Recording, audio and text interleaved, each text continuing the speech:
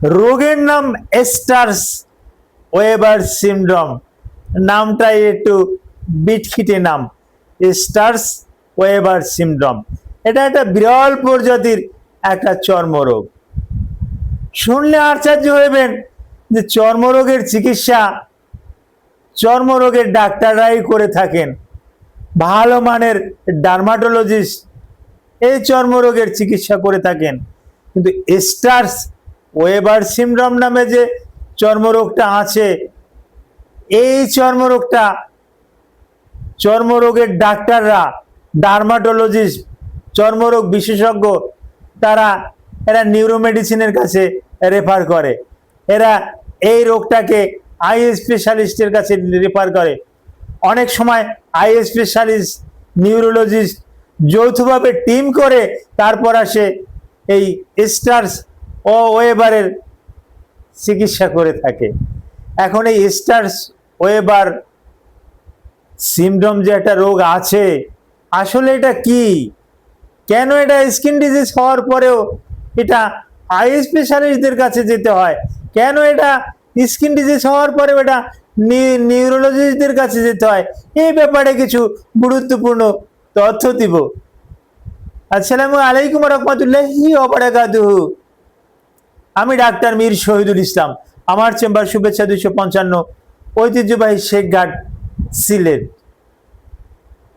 যে কোনো একটা সার্চ ইঞ্জিনে ডাক্তার মীর শহীদুল ইসলাম কথাটি লিখে সার্চ দিলে আপনি আমার সম্পর্কে বিস্তারিত তথ্য পেয়ে যাবেন। দর্শক শ্রোতা, আলোচনা করব স্টার্স ওয়েবার সিনড্রোম।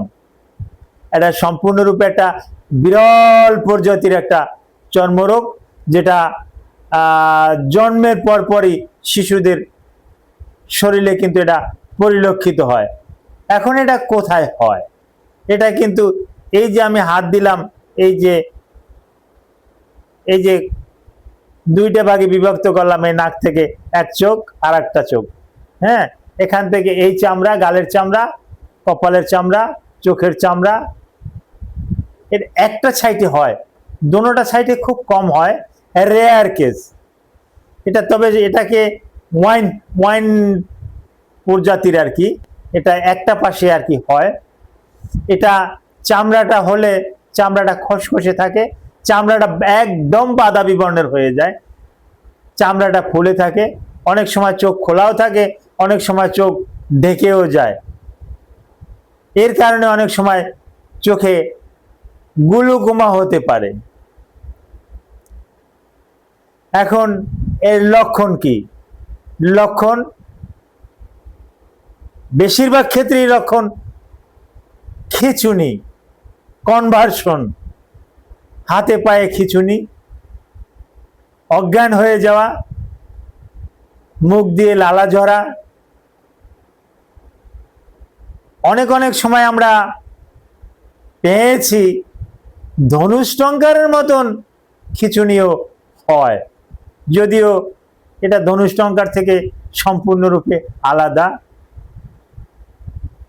তো এটা ওই নিউরোমেডিসিন, নিউরোসার্জন তারা এটা চিকিৎসা করে।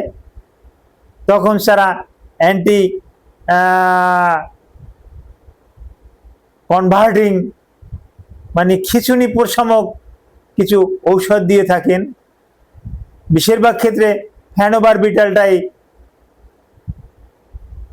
চয়েস করে থাকেন।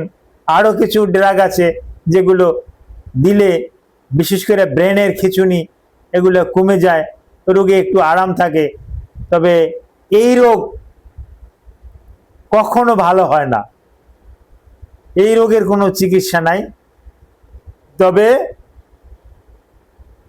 যদিও চর্মরোগের ডক্টররা এই রোগীটাকে রেফার করে নিউরোলজির ডক্টরের কাছে, আই স্পেশালিস্টের ডক্টরের কাছে পাঠায়, তারা একটা যৌথ টিম করে তারপর আসে গ্লুকোমার ট্রিটমেন্ট দিয়ে থাকে। চোখে কিন্তু গ্লুকোমা হয়ে থাকে, চোখের পিউপিল স্বাভাবিকের থেকে অনেক বড় হয়ে যায়,